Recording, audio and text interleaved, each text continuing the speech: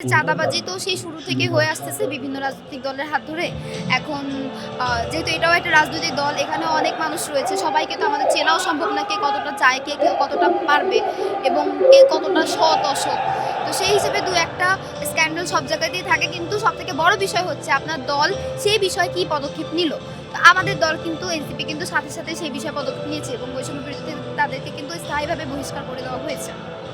তো আমি বলতে চাই এটাই আসলে একটা নতুন সূচনা, যে আমাদের নতুন রাজনৈতিক বন্দোবস্তের সূচনা, যে আমাদের নেতা কর্মীরা ভুল করবে এবং সেটা আমরা তাদেরকে সেটার শেল্টার দিব, এটা আমরা কখনোই দিব না।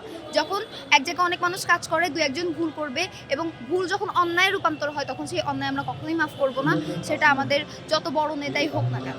এটাই হচ্ছে বিষয়। কিন্তু আপনার রাজনৈতিক দল যখন আপনার নেতাকর্মীরা অন্যায়ের পর অন্যায় করে যাচ্ছে, কিন্তু আমরা কিছু বলছি না, তাদের বিরুদ্ধে কোনো ব্যবস্থা নিচ্ছি না এবং তাদেরকে কন্ট্রোল করতে পারছি না, সেটা আসলে একটা দলের ব্যর্থতা।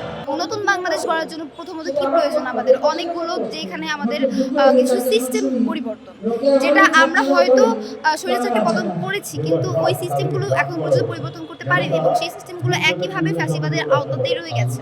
তো সেই হিসেবে আমরা এই বছরে এই ৩ আগস্ট আমরা হচ্ছে এটাই ওই সময়ে যে ল্যাকিংসগুলো আমাদের ছিল, এই এক বছরে যে ল্যাকিংসগুলো আমরা ফিল করেছি, যা পরিবর্তন করা দরকার, সেই সম্পর্কে একটা আমাদের নতুন বাংলাদেশের ইশতেহার ঘোষণা করতে যাচ্ছে, যে যেই সিস্টেমগুলো আমাদের অ্যাকচুয়ালি পরিবর্তন দরকার। বৈষম্য বিরোধী ছাত্র আন্দোলন হচ্ছে একটা সার্বিক ছাত্র জনতার যে বিষয়টা, মানে এখানে যারা আন্দোলনে যুক্ত হয়েছিল সবাই, এখানে আমাদের বিএনপিও আছে, এখানে আমাদের আপনাদের জামায়াত ইসলামীও আছে, এনসিপিও আছে, সব আছে।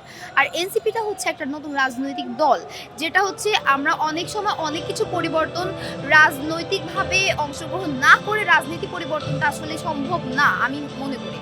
তো সেখানে আমরা যেহেতু পরিবর্তন চেয়েছি, আমরা রাজনৈতিকভাবেও একটা পরিবর্তন চেয়েছি। তো সেই জন্য আমরা রাজনীতিতে সরাসরি অংশগ্রহণ করেছি। নতুন বাংলাদেশের মানুষের যেই চিন্তাধারা রয়েছে এবং তাদের যে ইচ্ছাটা রয়েছে, সেটা আমাদের পক্ষ থেকে তাদের মানে প্রকাশটা হোক, সেটাই আমরা চেয়েছি।